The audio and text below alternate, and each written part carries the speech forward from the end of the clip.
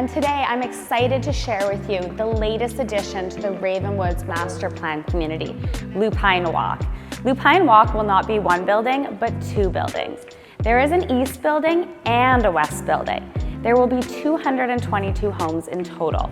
In the east building will be your first opportunity to purchase. There are 109 homes available in the east building. Square footage will range from 536 square feet to 978 square feet. There will be 1 bedrooms, 2 bedrooms, and 3 bedrooms available. There are 16 floor plans in total.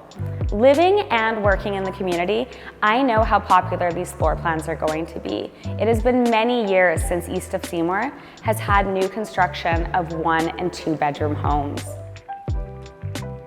And if you're wondering why Seymour is the place to live, it's all about the ocean, the trails, the nature, and the mountains. It's all about not having to commute in to be with nature. It's about waking up in the morning and deciding which activity you will do today.